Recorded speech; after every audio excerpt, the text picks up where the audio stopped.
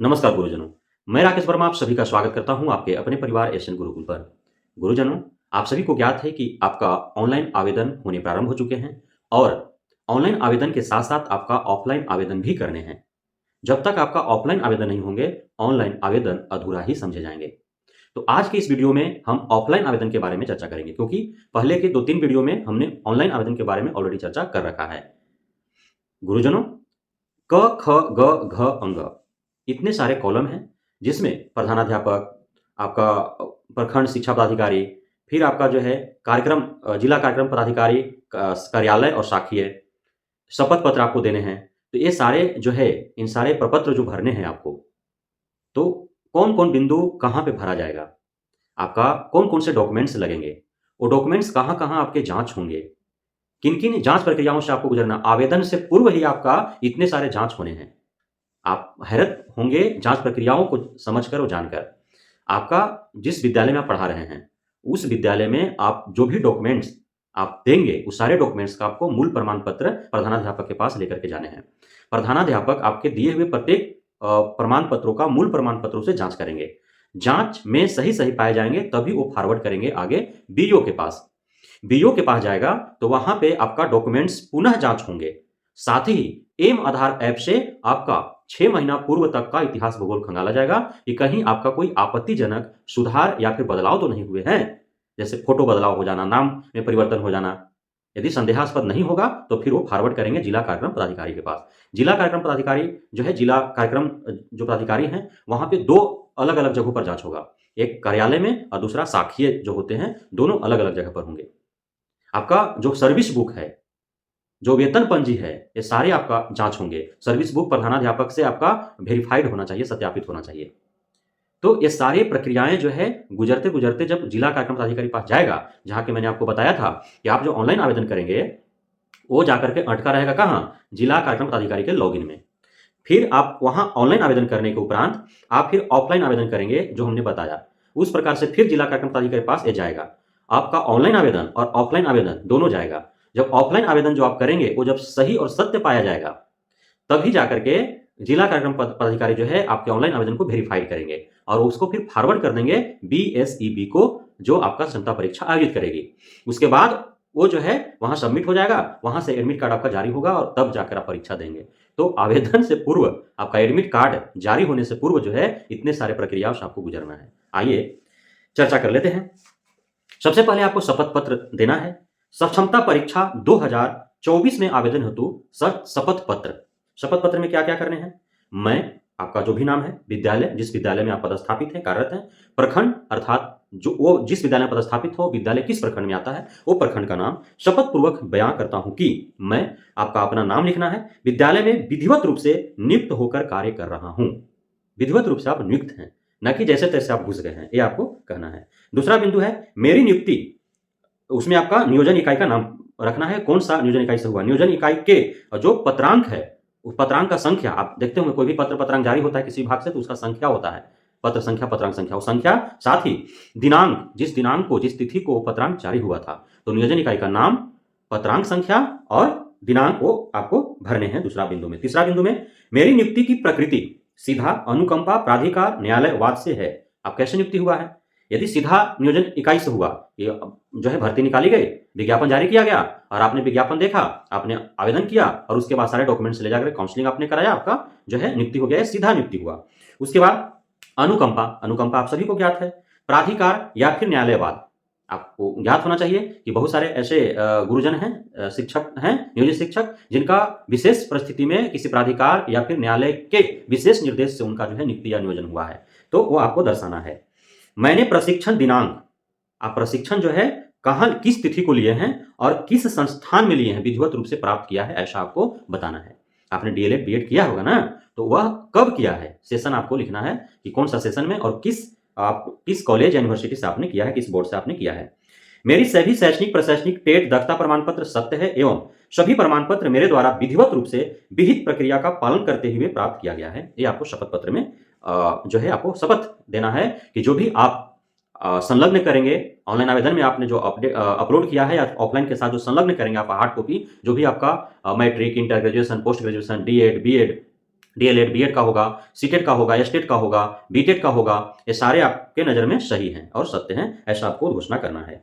मेरे नियोजन के संबंध में मेरी नियुक्ति तिथि से ही कोई विवाद नहीं रहा है, यानी कि आपके ऊपर कोई मुकदमा नहीं है, आप बिल्कुल शुद्ध हैं, एकदम आपका ऊपर कोई विवाद नहीं है, कोई विवादास्पद स्थिति में नहीं है आप, कहीं कोई न्यायालय प्राधिकार में आपके खिलाफ कोई विभागीय कार्रवाई नहीं हो रही है। ये आपको दर्शाना है। यदि है तो फिर उसका संक्षिप्त में विवरण देना है। यदि कहीं पे मामला चल रहे हैं तो फिर संक्षिप्त में उसका विवरण प्रदान करना है। नहीं है तो नहीं है, नहीं है तो जो डॉट डॉट डॉट किया हुआ है नोट एन ए लिख दीजिए, नहीं है। मेरी नियुक्ति योगदान तिथि से अधावधि तक सेवा स्थापित है, जो कि मेरे द्वारा प्रस्तुत सेवा पुस्तिका की छाया प्रति में दर्ज है। जब सर्विस बुक देंगे तो वो सर्विस बुक आपको देना ही है साथ में, तो वहाँ घोषणा करना है कि जो है सेवा अवधि तक सेवा सत्यापित है। कहीं से कोई माने आपको पता है कि 2015 से ही जो है निगरानी कमेटी जांच समिति जो है बना करके और जितने भी नियोजन इकाई से नियोजित शिक्षक हैं सारे का जांच हो रहा है, तो आपको घोषणा करना है कि आपका जांच हो चुका है। जिनका नहीं हुआ है तो क्षमता परीक्षा में नहीं बैठ पाएंगे। मेरी नियुक्ति योगदान तिथि से अधावधि तक सेवा अवधि का विधिवत नियमित रूप से वेतन भुगतान प्राप्त हो रहा है। मैंने अंतिम वेतन भुगतान रुपया माह तक प्राप्त किया है, तो आपको देना है, क्योंकि मैंने आपको बार बार बताया है कि दिसंबर माह का वेतन आपको मिलना चाहिए, तो नियमित रूप से आपको मिलते रहा है। और अंतिम वेतन कब मिला है, माह का नाम कितना मिला है, ये आपको दर्शाना है। उपरोक्त मेरे द्वारा शपथ पत्र में अंकित सभी विवरण तथ्य सही हैं एवं इसमें कोई भी तथ्य गलत पाए जाने पर विभाग मेरा अभ्यर्थित्व रद्द करते हुए मेरे विरुद्ध विधि सम्मत कार्रवाई करने के लिए स्वतंत्र होगा। ऐसा आप शपथ पत्र पर हस्ताक्षर कर देंगे। यदि आप जो शपथ दिए हैं 8 पॉइंट ऊपर, यदि उसमें से कोई भी पॉइंट, कोई भी बिंदु यदि आपने गलती में किया है, अर्थात आपने झूठ बोला है, शपथ यदि झूठ दिया है आपने, यदि वह गलत निकल साबित हो जाता है भविष्य में, तो आप पे कानूनी कार्रवाई हो, यह भी आप कह रहे हैं। अर्थात आपके नजर में जो भी बातें कही गई है वो सही है, सत्य है। गलती पाए जाने पर आप खुद दोषी हैं, आप पे कार्रवाई होना चाहिए, ऐसा आप खुद जो है शपथ पत्र में शपथ लेते हैं, घोषणा करते हैं। अब आते हैं सक्षमता परीक्षा 2024 का आवेदन पत्र, यहां से प्रारंभ होते हैं भाग क। यह क्या है, इसमें जो है अभ्यर्थियों का घोषणा पत्र देना है। नाम, अपना नाम, जो भी शिक्षक या शिक्षिका है उनका नाम, उनके पिता या पति का नाम, जन्म तिथि, जो जन्म तिथि है उनका डेट ऑफ बर्थ, पद नाम, पद नाम में पंचायत, प्रखंड, नगर, जिला शिक्षक, शायरी, पुस्तकालय अध्यक्ष, शिक्षक क्या है आपको इसमें भरना है। आप पंचायत से हैं, प्रखंड से हैं, नगर निकाय से हैं, जिला शिक्षक हैं, शायरिक शिक्षक हैं, पीटी जिसको बोला जाता है, पुस्तकालय शिक्षक हैं, ये आपको भरना है। शिक्षक कोटि, आप मूल हैं, स्नातक हैं, माध्यमिक हैं, उच्च माध्यमिक हैं, पुस्तकालय हैं, शायरिक हैं, भाषा विषय के हैं, ये आपको दर्शाना है कि आप जो हैं 1 to 5 का है, 6 to 8 का है, 9 10 का है, 11 12 का है, या फिर पुस्तकालय में है, या फिर पीटी है, या फिर आपका लैंग्वेज विषय का, लैंग्वेज का जो है आप भाषा विषय का आप शिक्षक हैं, भरना है। किस विद्यालय में आप कार्यरत हैं, विद्यालय का नाम आपको लिखना है। किस प्रखंड में है, प्रखंड का नाम आपको लिखना है। नियोजन इकाई का नाम लिखना है, जिस नियोजन इकाई से आपका नियोजन हुआ है उस नियोजन इकाई का नाम लिखना है। उसके बाद सामाजिक कोटि, आप किस कोटि से हैं, यूआर हैं कि ईबीसी हैं कि ईडब्ल्यूएस हैं कि ओबीसी हैं कि एससी हैं कि एसटी है, दर्शाना है। फिर चयन आपका किस कोटि से हुआ है ये आपको दर्शाना है। ईआर हैं कि ईडब्ल्यूएस हैं कि बीसी हैं, ईबीसी हैं, एससी हैं, एसटी हैं, दिव्यांग हैं, स्वतंत्रता सेनानी के परिवार से हैं, एक सर्विसमैन है, ये आपको यहां दर्शाना है। नियोजन का प्रकृति सीधा प्राधिकार न्यायालय संक्षिप्त विवरण के साथ आपको जो हमने आपको शपथ पत्र में बताया वह यहां भी जो है 11वां पॉइंट में यही मांग दिया है ना, तो ये आपको ध्यान में रखना है। 9वां 10वां में सस्पेंस नहीं होना है। 9वां 10वां में यूआर कैटेगरी है तो यूआर से ही आप आवेदन किए होंगे, ईडब्ल्यूएस से तो ईडब्ल्यूएस से किए होंगे, तो यहाँ इसलिए किया कि उसके अलावे यूआर से है तो हो सकता है दिव्यांग होंगे, तो वहाँ यूआर हैं।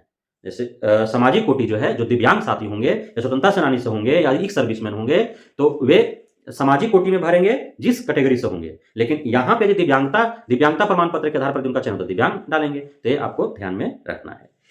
नियोजन का रोस्टर बिंदु, आप देखिए बीपीएससी में भी रोस्टर तैयार हुआ, उसी प्रकार नियोजन में भी रोस्टर तैयार हुआ था, तो रोस्टर बिंदु के बारे में आपको चर्चा करना है। यहाँ पे 12वां नंबर पॉइंट में नियुक्ति तिथि एवं नियोक्ता का पत्रांक दिनांक, किस दिन आपका नियुक्ति हुआ, नियुक्ति पत्र आपको मिला होगा नियोजन इकाई से, तो उसमें कौन सा डेट डाला हुआ है, और साथ ही नियोक्ता का पत्रांक और दिनांक, वो जो नियोजन इकाई है उसके किस पत्रांक से उसका दिनांक, पत्रांक संख्या और दिनांक उसका भी लिखना है।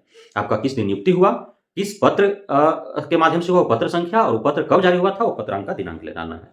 क्या पूरी सेवावधि सत्यापित है या कोई टूट है, यानी कि जो भी आपका जितना दिन आप सेवा में रहे हैं वो सारे सत्यापित है या फिर कोई टूट है या फिर कहीं पे लोचा उत्पन्न हुआ है, ये आपको देना है। यदि पूरी तरह से कहीं कोई दिक्कत नहीं हुआ है आपको पूरे कार्यकाल में, पूरे सेवा काल में, तो हाँ, कर देना है, यहाँ हाँ या ना, टूट है तो टूट, हाँ, समस्या यदि आया है तो लिखना है, अर्थात कहीं जाँच-ऊँच में आप फँसे हों, कहीं कोई मामला उत्पन्न हुआ है, कहीं प्राधिकार में, न्यायालय में कोई विभागीय, तो वो आपको देना है।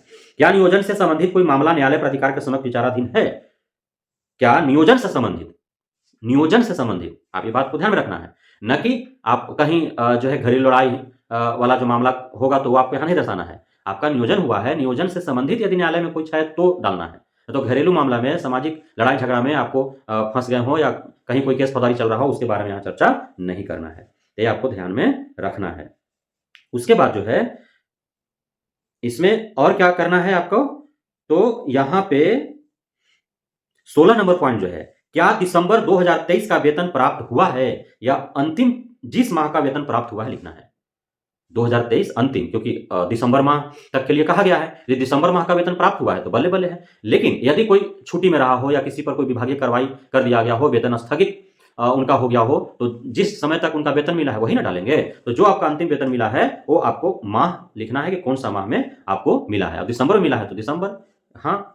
17वां, वर्तमान में संचालित विभागीय कार्यवाही निलंबन का विवरण यदि हो तो। यदि आप पे किसी प्रकार का कोई कार्यवाही हुआ है, जैसे बहुत सारे हमने बताया 72-75 हजार नियोजित शिक्षकों पर जो है उलट चला है, 15,000 रुपए पिछले 5-6 महीना में 15,000 रुपए कार्रवाइयां हो चुकी हैं। किसी का 1 दिन का वेतन अगर स्थगित हुआ, किसी का 1 हफ्ता, किसी का 1 महीना का, किसी का लगातार स्थगित है, किसी को सस्पेंड कर दिया गया, तो वो जो भी हुआ है यहाँ पे विभागीय कार्रवाई वो यहाँ दर्शाना है।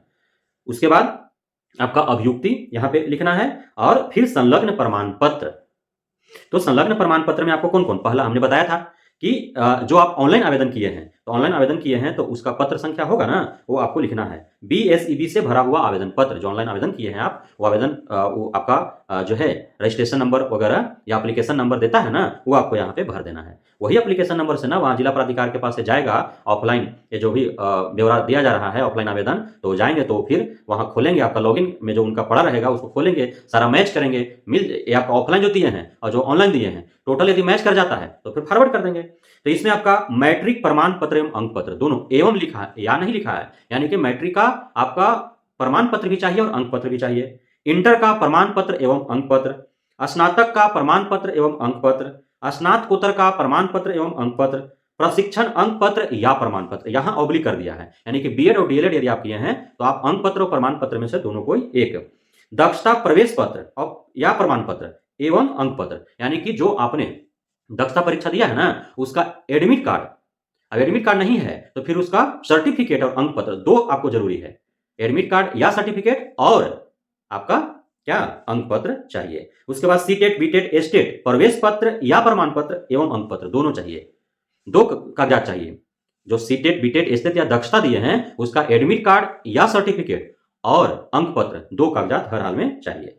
नियुक्ति प्रमाण पत्र, जो आपका जिस नियोजन इकाई से नियुक्ति हुआ है, नियुक्ति प्रमाण पत्र आपको, अपॉइंटमेंट लेटर मिला होगा ना, वो आपको किस जाति से है, जाति प्रमाण पत्र, एनसीएल, ईडब्ल्यूएस प्रमाण पत्र आपको चाहिए। अब यहाँ पे आपको कंफ्यूजन होगा कि उस समय जो दिए थे वही चाहिए या नया चाहिए। अब उस समय मान लीजिए कि 12 साल 20 साल पहले जिसका हुआ है और वो जाति प्रमाण पत्र या ईडब्ल्यूएस या आवासीय प्रमाण पत्र जो भी वो दिया होगा, आपका ओबीसी, एनसीएल वगैरह, तो हो सकता है कि वो खो गया हो तो पुनः वो बनवा लेगा, पुरनका कोई देना जरूरी नहीं है, नया वाला भी बनवा करके दे देगा वो, है ना। हो सकता है कि भुला गया होगा तो नया बनाएगा नहीं, वो नया बना करके देगा। लेकिन ध्यान रखना है आपको कि आपको याद रखना चाहिए कि हो सकता है आपने जो है यूआर कैटेगरी से हैं, आपने ईडब्ल्यूएस उस समय नहीं दिए होंगे और अभी ईडब्ल्यूएस दे देंगे तो घबरा ना जाएगा, ये ध्यान में रखना है। उसके बाद आपके पास दिव्यांगता प्रमाण पत्र है तो वो दे देना है, स्वतंत्रता सेनानी प्रमाण पत्र है तो वो देना है, जिस कैटेगरी से आपका, हो सकता है कि आपका पीएच कैटेगरी में हुआ तो प्रमाण पत्र दिए होंगे तो देना है। आपका स्वतंत्रता सेनानी के परिवार से उस कैटेगरी में आपका हुआ होगा कोटा से तो आपको देना है। आरक्षण का लाभ यदि आपने लिया है तो आरक्षण वाला सर्टिफिकेट आप देंगे ना, वो आपको देना है। पूरी सेवा पुस्तिका का प्रधानाध्यापक द्वारा सत्यापित प्रति, आपका जो सर्विस बुक होता है वो जिस विद्यालय में आप है वहां के जो हेडमास्टर साहब हैं उनसे वेरीफाइड होना चाहिए और वो आपको देना है। आपका आधार कार्ड तो मस्ट है भैया, आधार कार्ड तो हर जगह लगेगा ही, देना है। विहित प्रपत्र में शपथ पत्र जो हमने आपको बताया वो शपथ पत्र ओरिजिनल लगा देना है, एकदम फोटोकॉपी ना, ओरिजिनल लगा देना है। और जो आप दे रहे हैं ना, जितना फॉर्म वॉर्म भर रहे हैं उस सब का आप जिरक्स करके अवश्य रख लीजिएगा भविष्य के लिए। ये ना कि भरे और उसे ही दे दिए हेडमास्टर साहब को, नहीं, भरना है उसको, फिर भर करके पूरा फाइनल हो जाएगा तब आप जो है उसको फोटोकॉपी करा लीजिए और तब जाके हेडमास्टर साहब को दीजिए, वो फिर फॉरवर्ड करते करते जिला कार्यक्रम पदाधिकारी तक चला जाएगा। ये हो गया, ये सारे डॉक्यूमेंट्स मैंने आपको बता दिया, ये आपको ध्यान में रखना है। उसके बाद ये घोषणा कर देना है कि मेरे द्वारा उपरोक्त जो भी विवरण दिया गया है वो सब मेरे नज़र में सही सत्य है। जो भी डॉक्यूमेंट्स हमने दिया है, जो भी टिक आउट किया है, तो सारे मेरे नज़र में सही और सत्य हैं। यदि गलत पाया जाता है तो उसका जिम्मेदार हम खुद होंगे और हमारे ऊपर जो है विधि सम्मत कार्रवाई किया जाए, कोई आपत्ति नहीं है। ये आपको साइन कर देना है, नाम लिख देना है, तिथि लिख देना है, अपना मोबाइल नंबर भी लिख देना है। उसके बाद आते हैं हम लोग भाग ख के ऊपर। भाग ख जो है, यह वो आपका भाग क जो है आपके अपने द्वारा वो भरना था, वो आपको भरना है। भाग ख जो है वो विद्यालय प्रधानाध्यापक के द्वारा ये किया जाएगा। तो विद्यालय कार्यालय का पत्रांक और दिनांक वो भरेंगे, वो विद्यालय प्रधानाध्यापक का काम है, आप शिक्षकों का काम नहीं है।